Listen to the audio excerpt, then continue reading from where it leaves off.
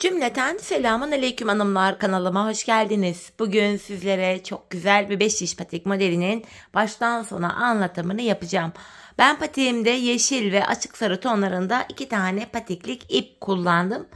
Şişlerim ise 3 numara hanımlar. Hemen modelimi de göstereyim. İşte patiğimiz bu şekilde. Yapraklı, çok güzel bir model yaptım. Patiğimin bu bölümüne de böyle minik ajurlu desen kullandım. Çok şık, çok güzel oldu. Rengi de çok yakıştı. Patiğimizin tabanı, kenarları bu şekilde. Hanımlar, ben bu modeli Instagram'dan arkadaşım Cansel'in patikleri var. Ondan aldım. Kendisine de model için çok teşekkür ediyorum buradan. Bu patik benim elimin ölçülerine göre 37, 38 ve 39 numara ayaklar için uyumlu oldu.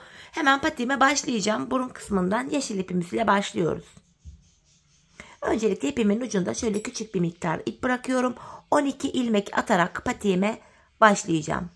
Birinci ilmeğim 2, 3, 4, 5, 6, 7, 8, 9,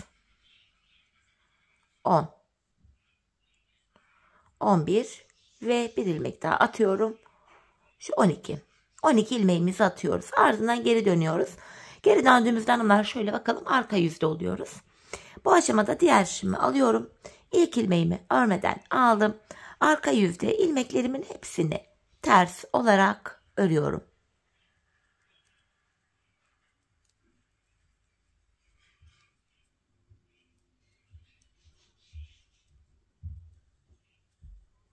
Sonuncu ilmeğimi de yine ters ördüm. Geri dönüyorum. Şimdi de ön yüzdeyiz. Bu aşamada artık düz örgü uygulaması yapacağız ve 5 şişe geçeceğiz. İlk ilmeğimi örmeden aldım. İkinci ilmeğim 3, 4, 5, 6. İlk 6 ilmeğimi ilk şişimle ördüm. Kalan 6 ilmeğimi de ikinci şişimle öreceğim. 12 ilmeğimi 6'şar 6'şar 2 şişime eşit olarak paylaştırdım. Şimdi hanımlar, hiç geri dönmeden ilk başladığımız yerlerden ilmekler çıkaracağız. 5 şişe geçeceğiz. İlk ilmeğimi hemen şu kenardan ilmeğin iki kanadına birden girerek çıkarıyorum. Devamında ilmek çıkartabilmek için de tığımdan yardım alacağım. Sırasıyla başlangıç yerlerine girerek ilmek çıkartıyorum. Başlangıç yerlerimiz sık olduğu için tığ yardımı ile ilmek çıkartıyorum. Şu üçüncü ilmeğim. Başlangıç yerine ilmeğin iki kanadına birden giriyoruz hanımlar. Şu dördüncü ilmeğim 5 ve bir ilmek daha çıkarttım 6. Şimdi bir 6 ilmek daha çıkaracağım. Onu da dördüncü şişime takacağım. Şu birinci ilmeğim 2, 3, 4, 5 ve hemen şu kenara gidiyorum. İlmeğin iki kanadına birden bir ilmek çıkartıp şişime taktım. 6 ilmeğim oldu. 4 şişimizde de 6'şar tane ilmeğimiz oldu. Şimdi hanımlar, bir sıra boyunca 4 şişimdeki 6 ilmeğimi de düz olarak öreceğim. 5 şiş patikte bir sıra dediğimiz olay şudur. 4 şişimizdeki ilmeklerimizi de örüp tamamlayınca bir sıra örmüş oluyoruz. Şu birinci şişim. Şu ikinci şişim. Boşalan şişimiz ile sıradaki şişteki ilmeklerimizi örüyoruz. Üçüncü şişime geldim. Yine buradaki 6 ilmeğimi de düz olarak örüyorum. Dördüncü ve sonuncu şişime geldim. Yine buradaki 6 ilmeğimi de düz örüyorum. Böylece hanımlar bir sıra örmüş oluyoruz. Geldik tekrar başlangıç yerine. Şimdi artırma işlemini yapacağız. Patik burnumuzda artırma işlemini hanımlar bu sağ ve sol kenardan yapıyoruz. Şu orta kısımlardan artırma yapmıyoruz. İlk şişimdeyim. Kenarımız hemen bu sağ tarafa düşüyor. İlk 2 ilmeğimi örüyorum. 2 ilmek.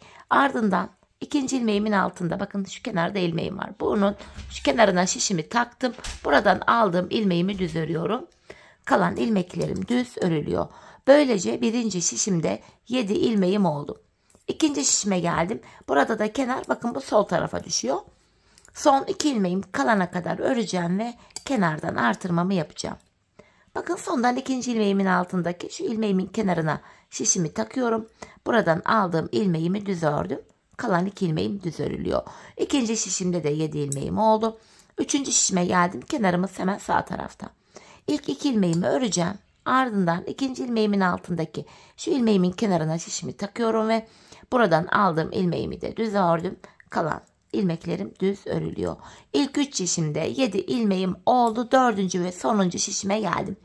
Kenar bakın sol tarafa düşüyor burada da. Son 2 ilmeğim kalana kadar öreceğim. Kenardan artıracağım. Bakın sondan ikinci ilmeğimin altındaki şu ilmeğimin kenarına şişimi takıyorum ve bunu düz örüyorum. Kalan 2 ilmeğim de düz örülüyor. Böylece 4 şişimizde de 7'şer tane ilmeğimiz oldu. Şimdi hanımlar bir sıra artırma yaptık. Bir sıra 4 şişimdeki 7 ilmeğimi de düz olarak örüyorum. Yani bir sıra artırma yaparken bir diğer sırada ilmekler düz örülüyor. Sebebi şu. Her sırada artırma yaparsak şayet patik burnumuz bir anda açılma yapar ve hoş bir görüntü olmaz. İkinci şişimdeki 7 ilmeğimi de düz ördüm. 3 ve 4. şişimdeki ilmeklerimi de yine düz olarak öreceğim. Hanımlar ben bu düz ilmeklerimi örerken sizlere artırma işlemini kısaca tekrar etmek isterim. Artırma işlemini 1. ve 3. şişimizde ilk 2 ilmeği ördükten sonra yapıyoruz. 2. ve 4. şişimizde de son 2 ilmek kalana kadar örüp öyle artırmalarımızı yapıyoruz. Bir sıra boyunca ilmeklerimi düz ördüm hanımlar. Şimdi tekrardan artırma zamanı. İlk şişimdeyim. Kenarımız hemen sağ tarafta. İlk 2 ilmeğimi örüyorum. Ardından ikinci ilmeğimin altındaki hemen şu ilmeğimin kenarına taktım şişimi ve buradan aldığım ilmeğimi de düz ördüm. Kalan ilmeklerim düz örülüyor. Birinci şişimde böylece 8 ilmeğim oldu. İkinci şişime geldim. Burada da kenar bakın bu sol tarafa düşüyor.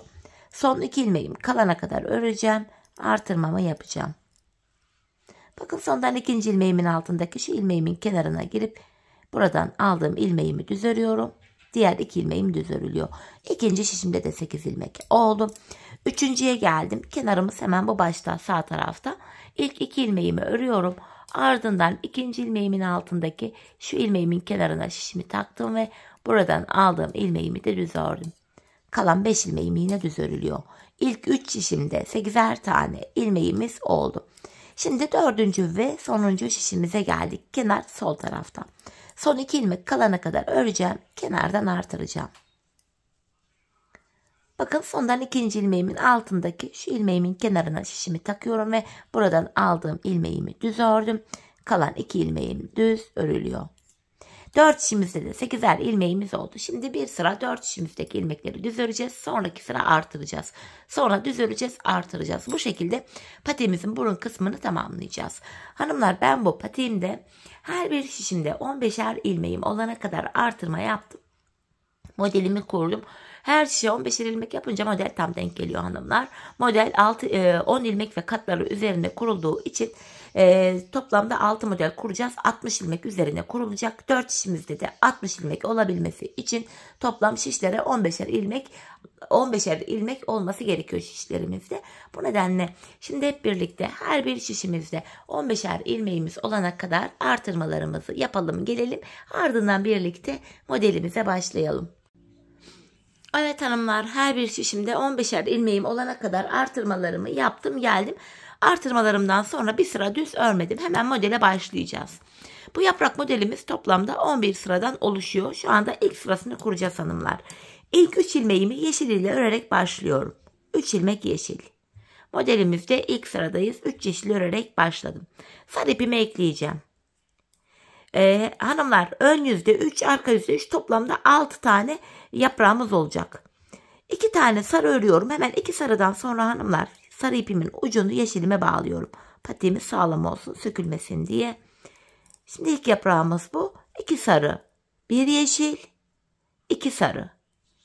İlk yaprağımızı yaptım. Yaprak aralarında 5 ilmek yeşilimiz var. 1 2 3 4 5. İkinci yaprağımı yapacağım şimdi. 2 sarı.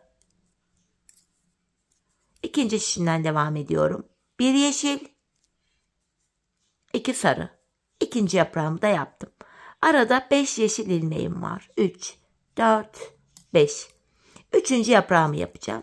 Yine 2 sarı. bir yeşil, 2 sarı. Üçüncü yaprağımı da yaptım. Bakın ip geçişlerinde şu ipleri esnek bırakalım. Patiğimiz çok gergin durmasın hanımlar. Modelimiz düzgün düşmez sonra.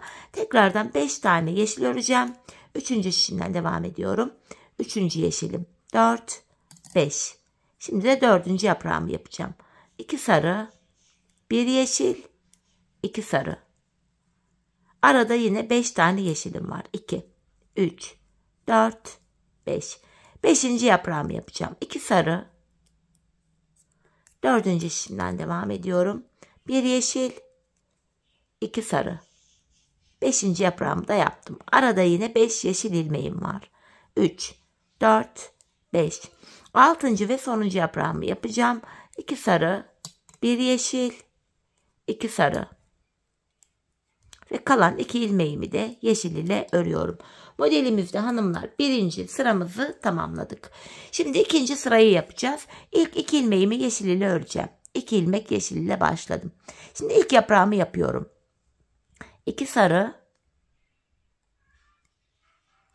3 yeşil,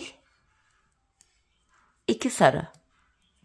İlk yaprağımı yaptım hanımlar. Bu defa yaprak aralarında 3 tane yeşilimiz var. 1, 2, 3. İkinci yaprağımı yapacağım şimdi de. 2 sarı, 3 yeşil, 2 sarı, 3 yeşil diye devam edecek bu sıramız. Bakın 2 sarı, 3 yeşil, bir yeşilimi ördüm. İkinci şişimdeyim. İkinci yeşilim, üçüncü yeşilim. Tekrardan 2 sarı, 3 yeşil. Yeniden 2 sarı, 3 yeşil. Üçüncü yaprağımdayım şu anda. Tekrardan 2 tane daha sarı örüyorum. 2 sarı, 3 yeşil. 2 sarı, 3 yeşil. Üçüncü şişime geldim. İlk yeşilimi örmüştüm buraya. İkinci, üçüncü yeşilim. 2 tane sarı örüyorum. 3 yeşil. 2 sarı. 3 yeşil. 2 sarı. Yeniden 3 yeşil. Dördüncü şişime geçtim. Şu ikinci yeşilim. Şu 3. Yanına 2 tane sarı. 3 yeşil. 2 sarı. 3 yeşil. 2 sarı. Ve sonuncu ilmeğimi de yeşil ile ördüm. Modelimizde ikinci sıramızı tamamladık. Şimdi geldik modelde üçüncü sıramıza. Bu sıramızda kenardan bir ilmeğimi yeşil ile ördüm. Sonra sarı ipimi alıyorum. Bir yeşil örerek başladım. 2 sarı, 1 yeşil, 1 sarı, 1 yeşil, 1 sarı, 1 yeşil, 2 sarı. Bakın ilk yaprağımızı yaptım hanımlar. Yaprak arasında birer tane ilmeğimiz var. Bir ilmek yeşilimi ördüm. İkinci yaprağımı yapacağım. İlk yaprakla aynı şekilde. Bakın yine 2 sarı, 1 yeşil, 1 sarı. İkinci şimdiden devam ediyorum. 1 yeşil, 1 sarı, 1 yeşil ve 2 tane sarı örüyorum. İkinci yaprağı da yaptım. Arada bir tane yeşilimiz var. Üçüncü yaprağımı yapıyorum. 2 sarı, 1 yeşil, 1 sarı, 1 yeşil, 1 sarı, 1 yeşil ve 2 tane daha sarı örüyorum. Üçüncü yaprağımı da tamamladım. Üçüncü şişimden devam ediyorum. Araya bir tane yeşilim var. Yeşilimi ördüm. Şimdi dördüncü yaprağımı yapacağım. 2 sarı, 1 yeşil, 1 sarı, 1 yeşil, 1 sarı, 1 yeşil, 2 sarı. Dördüncü yaprağımı da yaptım. Yaprak arası için bir yeşilimiz var, örüyorum. Beşinci yaprağımı yapacağım. 2 sarı, 1 yeşil, 1 sarı. Dördüncü şişimdeyim şimdi de. 1 yeşil, 1 sarı, 1 yeşil ve 2 tane daha sarı örüyorum. Arada bir tane yeşilimiz var. Altıncı yaprağıma geldim. 2 sarı, 1 yeşil, 1 sarı, 1 yeşil, 1 sarı, 1 yeşil ve 2 tane sarı örüyorum. Altıncı yaprağımızı da tamamladık. Üçüncü sıramız bitti. Şimdi geldik 4. sıramıza. Bu sıramızda hanımlar yine ilk ilmeğimi yeşil ile örüyorum. Şimdi ilk yaprağımı yapacağım. Bir sarı, bir yeşil, 2 sarı, bir yeşil, tekrardan 2 sarı, bir yeşil ve bir tane sarıyı ördüm. 4. sıramız böyle, ilk yaprağımızı yaptık hanımlar. Arada bir tane yeşilim var. Şimdi ikinci yaprağımı yapacağım. Bir yeşil, arada bir yeşilim vardı. Bir sarı ördüm. Bir yeşil, 2 sarı, ikinci şişime geçtim. Bir yeşil, 2 sarı, bir yeşil ve bir tane sarı örüyorum. İkinci yaprağımı da yaptım. Arada bir yeşilimiz var. 3. yaprağıma geldim. Bir sarı, bir yeşil. 2 sarı, bir yeşil. 2 sarı, bir yeşil, bir sarı. 3. yaprağımı da yaptım. 3. şişimdeyim ve 4. yaprağımı yapacağım. Arada bir yeşilim vardı. Yeşilimi örüyorum. Şimdi bir sarı, bir yeşil, 2 sarı, bir yeşil,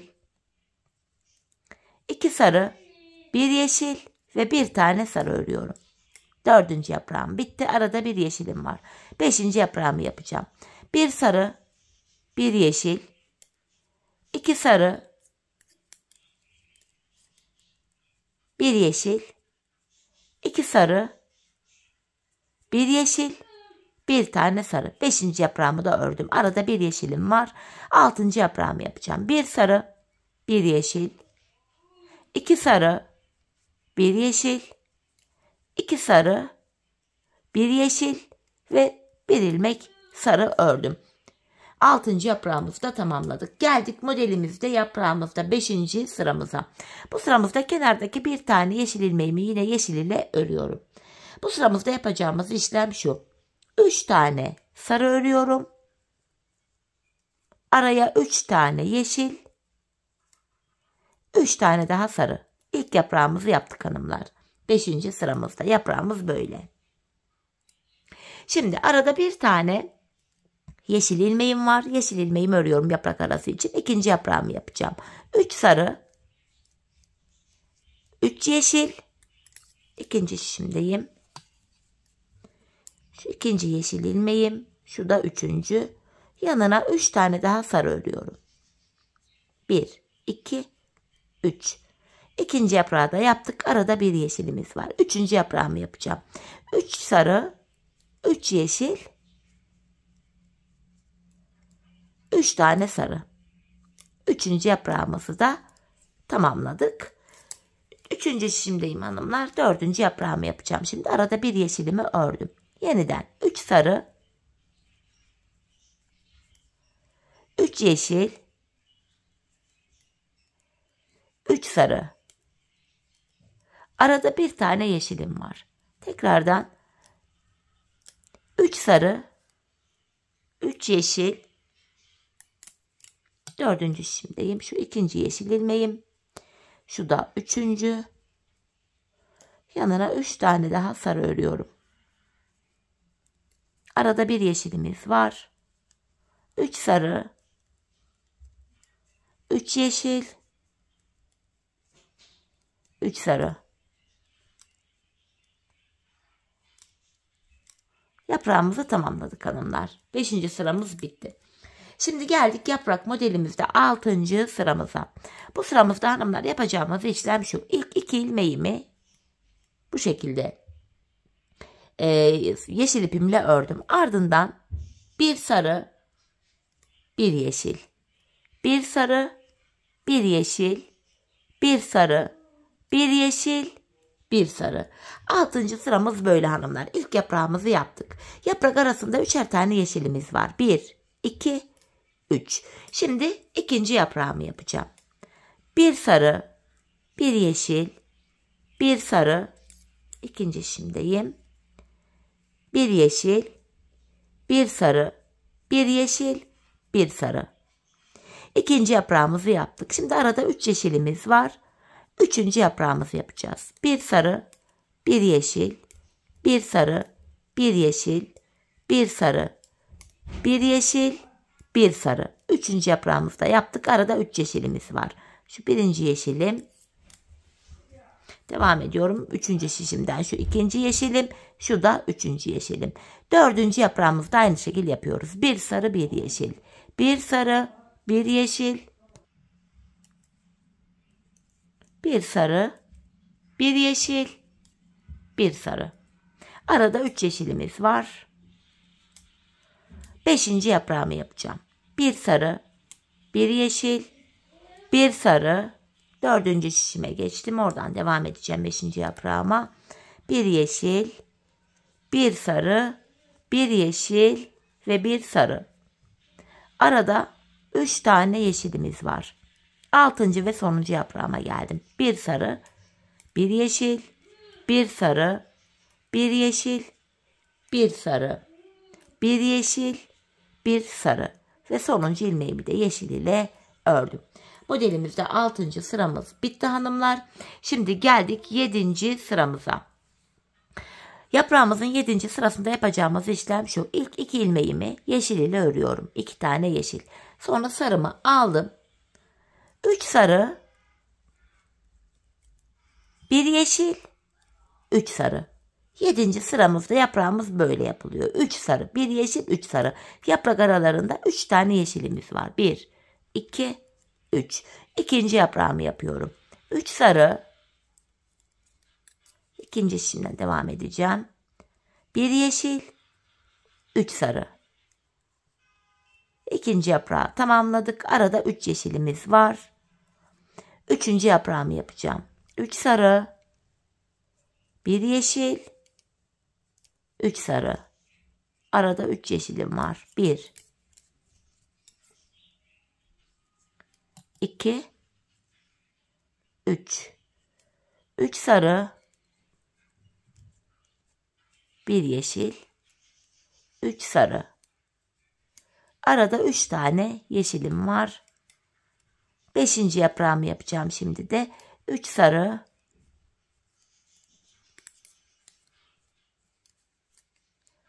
1 yeşil, 3 sarı ve arada 3 yeşilimiz var. 6. ve sonuncu yaprağıma geldim. Burada da hanımlar 3 sarı, 1 yeşil, 3 sarı ve bir tane yeşil örüyorum. Böylece 7. sıramızı tamamladık. 8. sıraya geldik hanımlar. Artık bu sırada bu aradaki şu minik desenlerimizi de başlatacağız. Öncelikle ilk ilmeğimi sarı ile örerek başlatacağım. Bakın aradaki minik desenim için bir tane sarı ördüm. Şimdi 2 yeşil yaprağımı yapacağım. 2 sarı, 1 yeşil, 2 sarı. Bakın ilk yaprağımı yaptım. Hemen yanına 2 tane yeşil örüyorum. Tam ortaya bakın 2 yaprağın tam arasına gelen yere bir tane sarı. Çünkü o küçük desenimizi başlatıyoruz. Hemen yanına 2 tane yeşil örüyorum. Tekrar yaprağımı yapacağım, ikinci yaprağımı. 2 sarı. İkinci şişimdeyim. 1 yeşil. 2 sarı.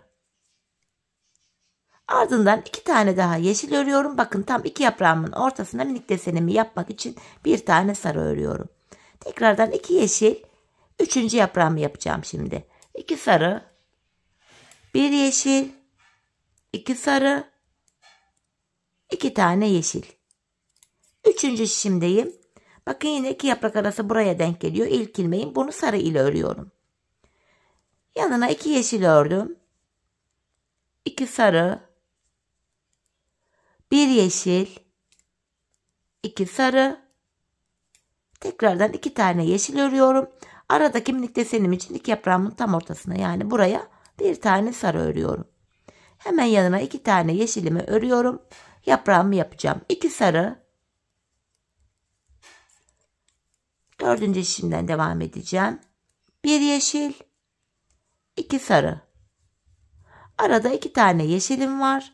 Bakın tam ortaya bir tane sarı örüyorum minik desenim için. Yanına tekrardan 2 sarı, 2 yeşil, sonuncu yaprağımı yapıyorum. 2 yeşil, 2 sarı, 1 yeşil, 2 sarı ve kalan 2 ilmeğimi de yeşil ipim ile örüyorum. Böylece hanımlar 8. sıramızı tamamladık. Geldik 9. sıramıza. Bu sıramızda hanımlar bakın burada bir tane sarı ilmeğim vardı. Bunu 2 tane öreceğim. Çünkü yarısı buraya, diğer yarısı da 4. şişe düşecek. Aradaki minik desenin 2 tane sarımı ördüm. Yanına 2 tane yeşil örüyorum. Tam ortaya 3 tane sarı. Yaprağım için 3 sarı. Bu bölümde hanımlar 2 yeşil. Bakın yeniden buraya 3 tane sarı öreceğim. 3 sarı olacak şekilde devam ettireceğiz modeli. Tekrardan 2 yeşil. Yanına 3 tane sarı. Bakın şeklimiz bu. Devam ediyorum. Birinci sarımı örmüştüm. İkinci sarım. Şu da üçüncü. 2 yeşil. 3 sarı. 2 yeşil. 3 sarı. 2 yeşil. 3 sarı. Üçüncü şişimden devam edeceğim. Şu ikinci sarı ilmeğim. Şu da 3. Tekrardan 2 yeşil. 3 sarı. 2 yeşil. 3 sarı. 2 yeşil.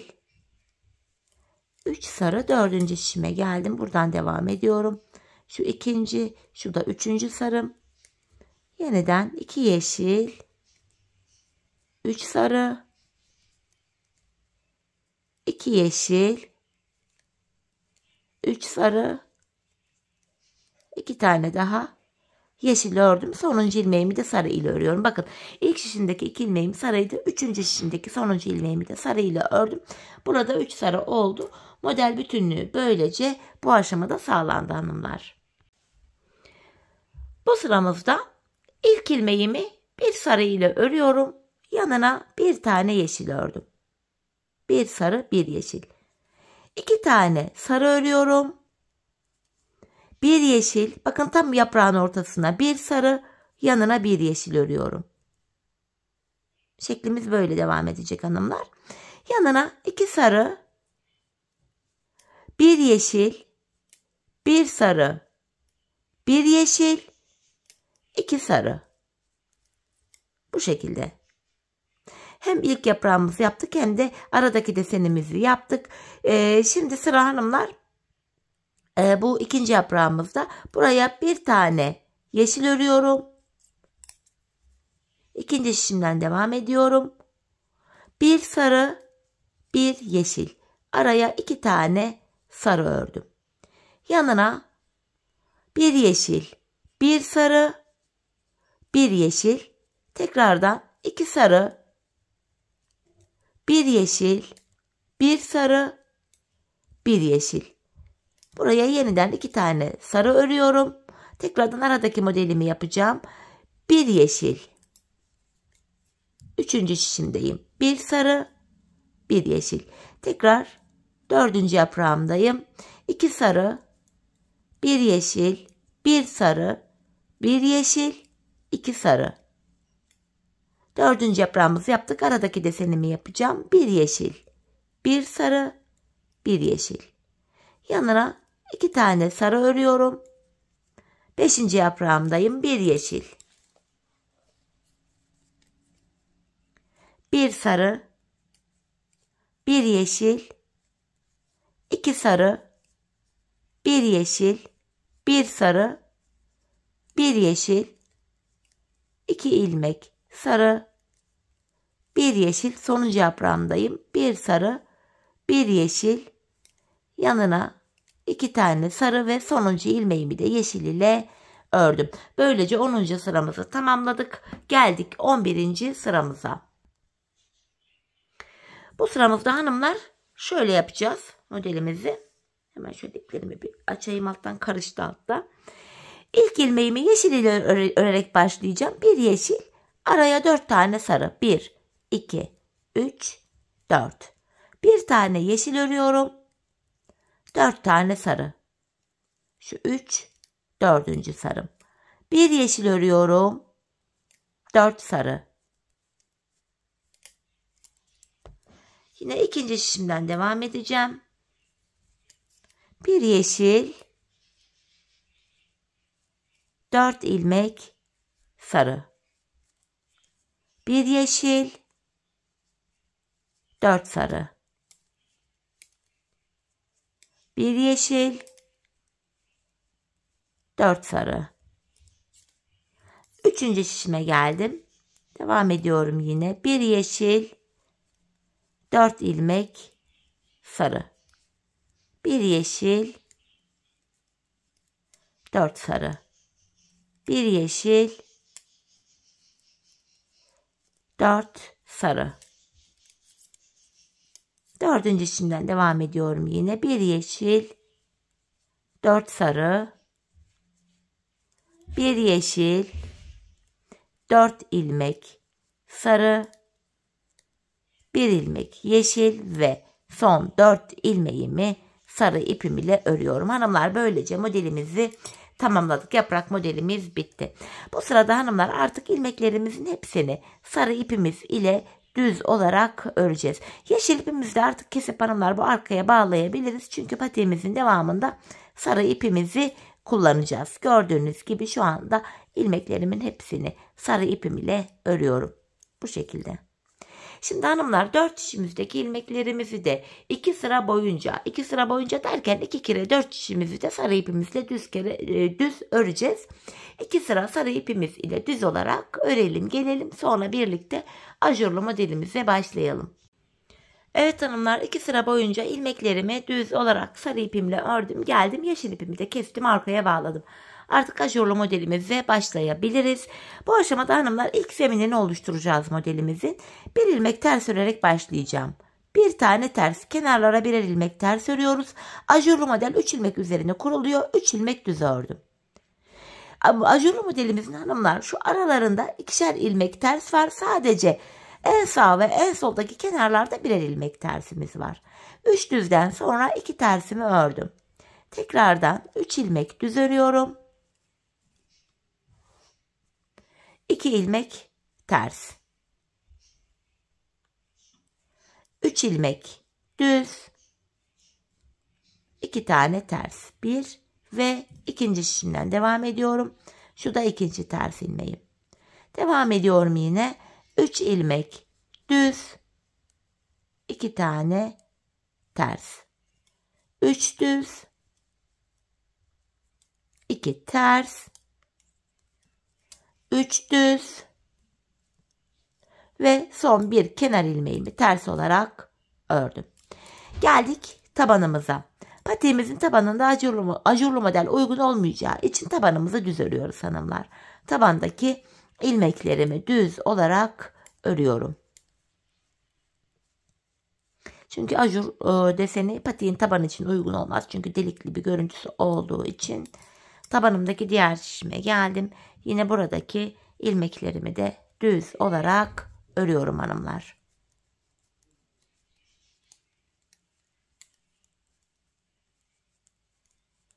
Tekrar ön yüze geldim. Hanımlar, bu sıramızda da yine bir önceki sırada yaptığımız işlemin aynısını yapacağız. Ters ilmeklerimizi ters, düz ilmeklerimizi düz öreceğiz. Bir tersimi ters ördüm. 3 ilmek düz örüyorum. Bir tersimi ters olarak ördüm. Pardon, arada 2 tersimiz var. 3 ilmek düz örüyorum. Arada yine 2 tane tersim var. 2 ters ilmeğimi ters örüyorum. 3 ilmek düzüm var. 1, 2, 3. Tekrardan 2 ters. 3 düz. 2 ters. 3 düz. 2 ilmek ters. 3 ilmek düz ve sonuncu ilmeğimi de ters ördüm. Ön yüzde yine aynı işlemi tekrar ettik. Şimdi patiğimizin tabanındaki 2 şişteki ilmeklerimizi düz olarak örelim. Tekrar ön yüzde buluşalım. Evet hanımlar, tabanımdaki ilmeklerimi ördüm. Yeniden ön yüzdeyiz. 2 sıra aynı işlemi tekrar etmiştik. Bu sıramızda ajurlu modelimizi kuracağız. Ters ilmeklerimiz ters örülüyor. Bir tane tersimi ördüm. Ardından şu 3 ilmek üzerinden model yapacağım. Hanımlar, ajur yapıyorum. Yani ipimi şişime doladım. Bu şekilde ilk ilmeğimi örmeden alıyorum. Hemen öndeki ikinci ve üçüncü ilmeğimi sağa doğru kesim yapacağım. Bakın ikinci ilmeğimi önündeki diğer ilmeğimin önüne bıraktım. İlk ilmeğim daha bekliyor. Bu ikisini birlikte keserek örüyorum. Ve bu örmediğim ilk ilmeğimi kestiğim ilmeğin içinden geçirerek arkada bırakıyorum. Tekrar bir tane artırdım. Araya 2 tane ters örüyorum. Yeniden artırma yapıyorum. Diğer modelimi kuracağım. İlk ilmeğimi örmeden aldım. İkinci ve üçüncü ilmeğim var. Bu üçüncü ilmeğimi ikinci ilmeğimin önüne bırakıyorum. İkisini birlikte keserek örüyorum ve bu ilk ilmeğimi kestiğim ilmeğimin içinden çıkarıyorum. Yeniden ajurumu yaptım. İpimi şişime doladım yani. Aradaki 2 ters ilmeğimi ters olarak örüyorum. Diğer modelimi yapacağım. Ajurumu yaptım. İlk ilmeğimi örmeden alıyorum. İkinci ve üçüncü ilmeğim var. Bu üçüncü ilmeğimi ikincinin önüne bırakıyorum. İkisini sağa doğru kesim yaparak ördüm ve ilk ilmeğimi bu ilmeğimin içinden geçiriyorum. Bu şekilde modelimi yapıyorum. Tekrar ipimi şişime doladım. Yani ajurumu yaptım. Aradaki 2 tersimi ters öreceğim. Şu birinci ters ilmeğimdi. Şu da ikinci. Yeniden ajurlu modelimi kuruyorum. Ajurumu yaptım. İlk ilmeğimi örmeden alıyorum. İkinci ve üçüncü ilmeğimi aldım. Bakın üçüncü ilmeğimi ikincinin önüne şöyle bırakıp ikisini birlikte sağa doğru kesim yapıyorum ve ilk ilmeğimin içinden kesim yaptığım ilmeği geçiriyorum. Tekrar ajurumu yaptım. Arada 2 tersimiz var. 2 tersimi örüyorum. Diğer modelimi de yapıyorum. Bakın ajurumu yaptım. İlk ilmeğimi örmeden alıyorum. İkinci ve üçüncü ilmeğim burada. Üçüncüyü ikincinin önüne bırakıp ikisini kesiyorum ve ilk ilmeğimin içinden geçiriyorum bu ilmeğimi. Tekrar ajurumu yaptım. 2 tersimi ters örüyorum. Son modelimizde aynı şekil yapıyoruz. Artırma yaptım. İlk ilmeğimi örmeden aldım. İkinci ve üçüncü ilmeğimi alıyorum. Şu üçüncü ilmeğimi ikincinin önüne bıraktım.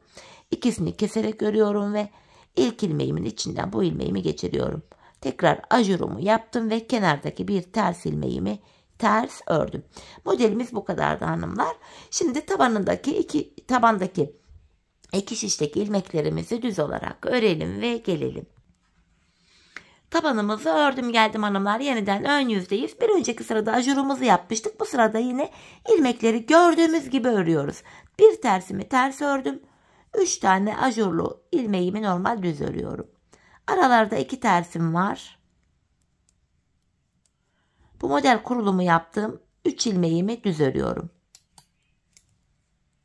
3 düz, 2 ters. 3 düz, tekrar 2 ters. İkinci şişimden devam edeceğim. Şu ikinci ters ilmeğim. Yeniden 3 ilmek düz, 2 tane ters. 3 düz, 2 ters. 3 ilmek düz örüyorum ve sonuncu bir ilmeğimi de ters olarak ördüm. Ajurumuzdan sonra ilk sıra ilmeklerimizi gördüğümüz gibi ördük. Şimdi tabanımızı örelim gelelim.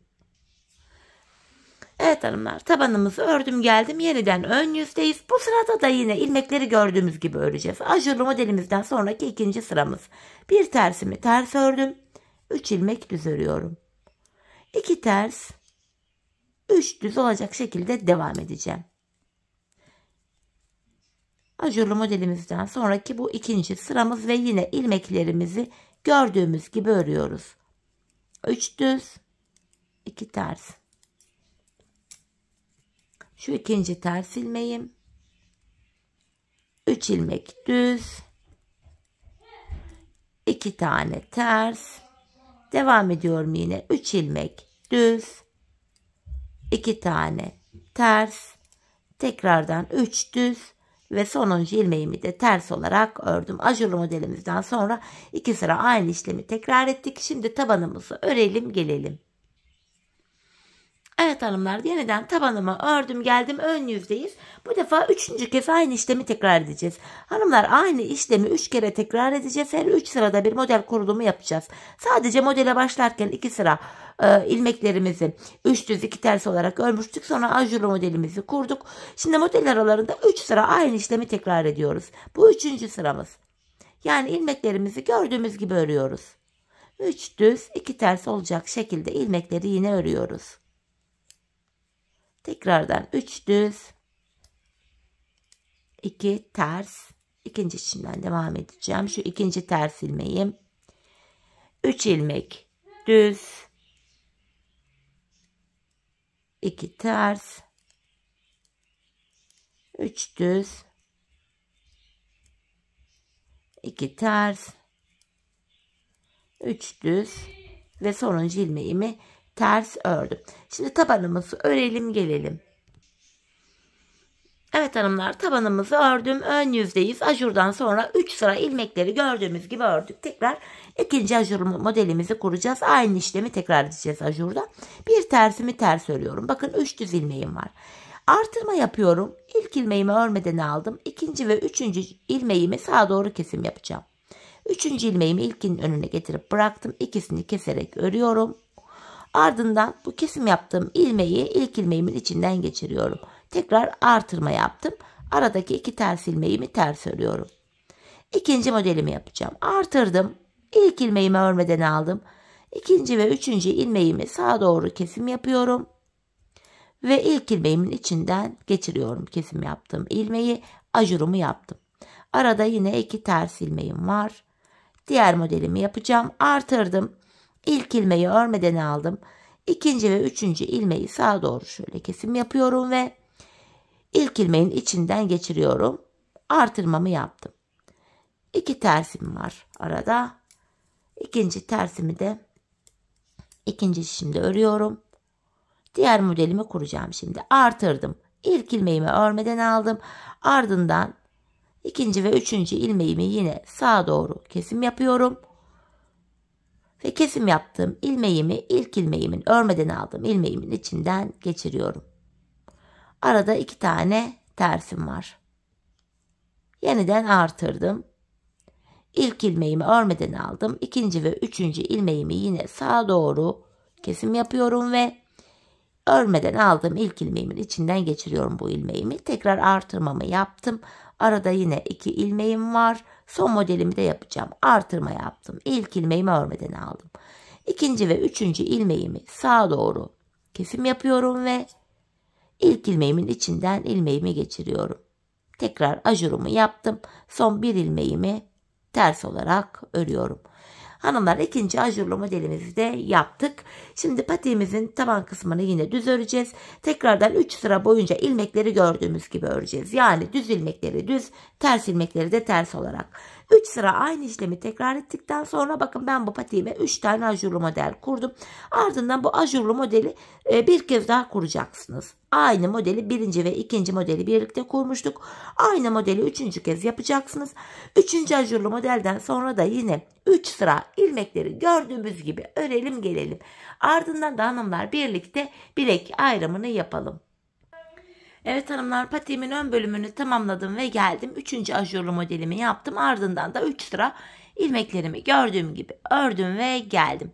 Şimdi hemen bilek ayrımını yapacağız hanımlar.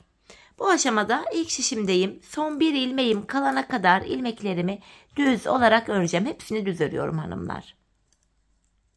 Bakın burada ters ilmeklerim vardı. Yine düz ilmeklerim vardı. Hepsini düz örüyorum. Son bir ilmek kalana kadar öreceğim. Bakın burada son bir ilmeğim kaldı. Buradaki sonuncu ilmeğim ile ikinci şişimdeki ilk ilmeğimi alıyorum. Bilek ayrımında hanımlar bu iki ilmeği şöyle birbiriyle yer değiştirerek örüyorum. Bilek ayrımında bu şekilde ilmekleri yer değiştirme sebebimiz şu: bilek ayrımı daha sıkı ve sağlam oluyor ve tam bu ortada ayrık bir görüntü oluşmuyor. Bilek ayrımını yaptık. Hanımlar, patiğimizin arka bölümlerine geçmiş bulunmaktayız. Bu aşamada patiğimizin şu kenarlarına ben 7'şer ilmek haroşa ördüm. Örgümüzün hem ön hem arka yüzünde düz örgü örünce haroş oluyor. Hem ön hem arka yüzde ters örgü örünce yine haroş oluyor. Ben örgümün her iki tarafında da düz örgü örerek haroşalarımı elde ediyorum. İlk 7 ilmeğimi örüyorum haroşa. Düz olarak örüyorum. Şu 5. ilmeğim. Şu 6, şu da 7. Diğer ilmeklerimi de yine düz örmeye devam edeceğim. Patiğimin ön yüzünde düz, arka yüzünde de düz ters örgü uygulaması yapacağız artık. Çünkü arka bölüme geçiş yaptık hanımlar. Şu anda ön yüzde olduğumuz için ilmeklerimizi düz örüyoruz. Bilek ayrımına kadar öreceğim. Bilek ayrımından sonra geri döneceğim. Bu defa da arka yüzde ilmeklerimizi ters öreceğiz.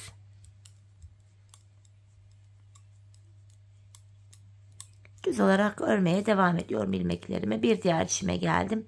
Tabanıma denk gelen şişim burası. Burada da düz örgü örüyorum. Burası normal düz örgü olduğu için hızlıca örüyorum hanımlar. Model, detay hiçbir şey yok burada anlatılacak. İlk şişime geldim. Yine buradaki ilmeklerimi de düz öreceğim. Bilek ayrımı yaptığımız şişimiz. Bilek ayrımı yaptığımız yere kadar öreceğiz. Ardından geri döneceğiz. Bakın son 7 ilmeğim kaldı. Haroşa bunlar yine düz örüyorum. Hem arka yüzde bu haroşa bölümleri düz öreceğim. Sonuncu ilmeğimi de yine ördüm. Bilek ayrımına geldik hanımlar. Bilek ayrımından sonra şöyle geri dönüyoruz. Artık yapacağımız işlem bu. Bilek ayrımına kadar öreceğiz, geri döneceğiz. Öreceğiz, geri döneceğiz. Ben sonuncu ilmeklerimi ördüğüm için ilk ilmeğimi örmeden alıyorum. Bu ilk ilmeğimle birlikte toplam 7 ilmek haroşamı düz öreceğim. 5, 6 ve 7. ilmeğim. Bakın ön yüzde bir diş haroşamız oluştu. Devamında gelen diğer ilmekleri de bakın hanımlar arka yüzdeyim. Ters olarak örüyorum. Bu şekilde ön yüzde düz örgü uygulaması yapmıştık. Bilek ayrımına kadar ördük, geri döndük. Şimdi arka yüzdeyim ve ilmeklerimi ters olarak örüyorum.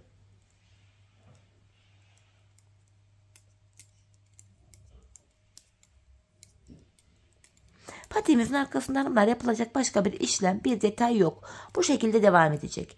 Bilek ayrımına kadar öreceğiz, geri döneceğiz. Ardından ön yüzde isek eğer düz örgü, arka yüzde de ters örgü uygulaması yapacağız. Sadece kenarlardaki 7'şer ilmek haroşalarımızı haroşa olarak öreceğiz. Yapacağımız işlem sadece bundan ibaret. Son şişime geldim. Yine buradaki ilmeklerimi de ters öreceğim. Sadece bilek bölümündeki son 7 ilmeğim haroşa olduğu için son 7 ilmeğimi düz öreceğim hanımlar. Bakın son 7 ilmeğime geldim. Bunlar haroşa, düz olarak örüyorum haroşalarımı. Sonuncu ilmeğimi de yine ördüm. Bilek ayrımına geldik. Geri döneceğiz. Devam edeceğiz hanımlar. Yine ilk ilmeğimi örmeden aldım. Bakın ön yüzdeyiz. Öncelikle yine 7 haroşamı düz örüyorum. Devamında yine ilmeklerimi ön yüzdeyim. Düz öreceğim. Diğer bilek ayrımına kadar düz öreceğim. Bilek ayrımına gidince tekrar geri döneceğim. Arka yüzde ilmekleri ters öreceğim. Bu şekilde patiğimizin arka bölümünü yapacağız. Şöyle baktığımız anda buralarda birer diş haroşamız oluştu bile. Hanımlar ben bu patiğimin bu arka bölümüne toplamda 15 diş 15 sıra haroşa ördüm. Benim elimin ölçülerine göre tam oldu. Sizler bu aşamada patiğinizi örerken ayağınıza giyin, ölçün, deneyin. Ona göre yapın hanımlar. Benim sarı ipim de biraz kalın çıktı. Bu şekilde ördüm. Tam denk geldi. Hani patiğinizi ayağınıza giyin. Arka bölümünü topuğunuzun şu kenarına gelene kadar örmeniz gerekiyor. Bu şekilde ölçü alarak yaparsanız patiğiniz ayağınıza tam olur. Şimdi hep birlikte patiğimizin arka bölümünü tamamlayalım. Gelelim ardından birlikte topuğumuzu keselim. Evet hanımlar, patiğimin arka bölümünü ördüm ve geldim. Bilek ayrımından sonra şu bölüm genişlediği için ilmeklerin hepsi şöyle tek şişte toplanacak duruma geldim. Ben bu aşamada ön yüzden baktığımız anda sol tarafa tamı tamına 26 ilmek ayırdım. Kalan ilmekleri de sağ şişime taktım. Bana topuk kesiminde kolaylık sağlasın diye bu şekilde ilmeklerimi ayırdım. Şimdi topuğumuzu yapmaya başlayacağız. Topuk bölümünde kenardaki 7 ilmek haroşamız yine haroşa olarak örülecek. Model bütünlüğü sağlansın diye. 7 haroşamı ördüm. Ardından ön yüzdeyim. İlmeklerimi düz olarak ve sayarak örmeye devam edeceğim. Şu 8. ilmeğim. 9, 10, 11, 12, 13, 14, 15, 16, 17, 18, 19, 20, 21, 22, 23, 24, 25. İlk 25 ilmeğimi normal düz olarak ördüm. 26. ilmeğimi örerken öndeki 2 ilmeği birlikte keserek örüyorum. 25 ilmek ördüm. 26. da kesim yaptım. Zaten bu sol tarafa da 26 ilmek ayırmıştık. Topuğumuz için orta kısma baktığımız anda burada da 7 ilmek kaldı.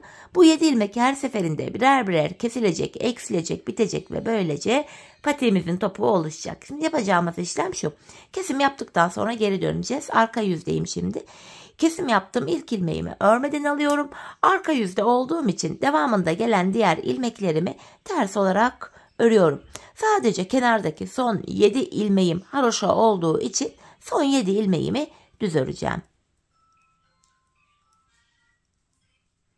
Bakın son 7 ilmeğime geldim. Haroşa olduğu için buraları düz olarak örüyorum. Geri döndüm hanımlar. Yeniden ön yüzdeyim.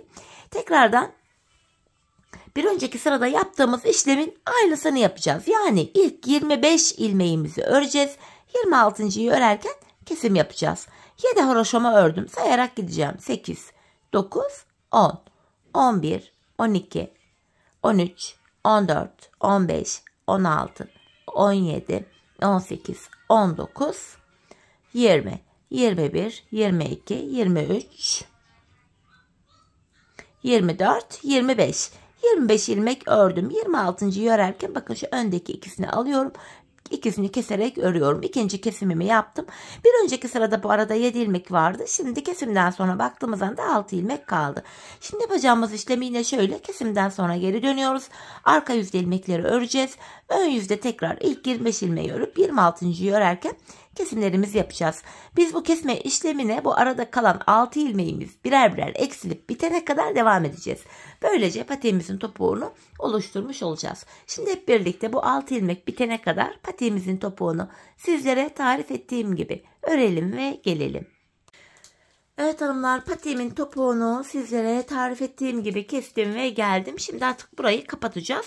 Bu aşamada hanımlar ilk başta bu sol tarafa 26 ilmek ayırmıştık. Kesimlerden sonra sağ şişimde de 26 ilmeğim kaldı. Yani her iki şişimizdeki ilmek sayıları da birbirine eşit. Bu aşamada patiğimin düz tarafı içeride, ters tarafı da dışarıda olacak şekilde böyle ikiye katladım. Ben tığ ile kolay kesim yapabildiğim için tığımı elime aldım. İlk kesimim şöyle. Benden taraftaki şişten bir ilmek, ikinci şişten de bir ilmek alıyorum. Tığım ile ikisini birlikte topladım. Diğer kesimlerimde şöyle yapacağım. Benden taraftaki şişten bir ilmek, ikinciden de bir ilmek alıyorum. İkinci ilmeği ilkinin içinden geçirdim ve tığımdaki ilmekleri topluyorum. Benden taraftaki şişten bir ilmek, ikinci şişten de bir ilmek aldım. İkinci ilmeği ilkinin içinden geçirip tığımdaki ilmekleri topluyorum. Karşılıklı olarak şişlerimizden birer tane ilmek alıyoruz ve ikinci şişten aldığımız ilmeği ilk şişten aldığımız ilmeğin içinden geçiriyoruz. Tığımızdaki ilmeklerimizi topluyoruz. Kesme işlemini hanımlar bu şekilde gerçekleştiriyoruz. Her iki patiğimizin kesiminin yönü de aynı tarafta oluyor. Bunu da söyleyeyim. Çünkü gizli kesim olduğu için kesim yeri belli bile değil. Ha sağ taraf olmuş ha sol taraf çok da önemli değil. Bu şekilde. Şimdi kalan ilmekleri de aynı şekilde keselim gelelim. Evet hanımlar, şişlerimde son 2'şer ilmeğim kaldı. Yine bunu da beraber kesmek istedim sizinle. Yine aynı şekil. Bakın son birer ilmeğim kaldı. Yine ikinci ilmeğimi ilkinin içinden geçiriyorum. Şişlerim de boşa çıktı. Tığımdaki ilmeklerimi topladım. Hemen buraya 2 tane zincir çektim ve ipimi kesiyorum. Patiğimizi bitirdik hanımlar böylece. Hemen ipimin ucunu da şöyle gizleyeceğim. Bu şekilde. İlmek aralarından geçirerek, böyle düğümleyerek gizliyorum. Hemen bakalım topuğumuza. Gördüğünüz gibi hanımlar gizli kesim çok güzel, muntazam oluyor. Patiğimizin arkası bu şekilde. Görüntü itibariyle patiğimiz bu. Bir de manken ayağı giydirmek istiyorum. Birlikte ayaktaki duruşuna da bakalım. Çok güzel, hoş, şık, zarif bir patik oldu hanımlar. Ben çok beğenerek yaptım. Umarım sizler de benimle birlikte beğenerek, severek yaparsınız patiğinizi. Evet, şöyle manken ayağıma da giydirdim. Biraz da şöyle düzelteyim. Evet. Ayaktaki görüntümüz de hanımlar bakın bu şekilde gayet esnek. Topuk kısmımız bu şekil. Patiğimizin yanları bu şekil. Evet hanımlar, yine birlikte güzel bir modelin daha sonuna geldik. Umarım sizlere faydalı, hoş bir video olmuştur. Yeni modellerde, yeni videolarda buluşmak dileğiyle şimdilik hoşça kalın, sağlıcakla kalın.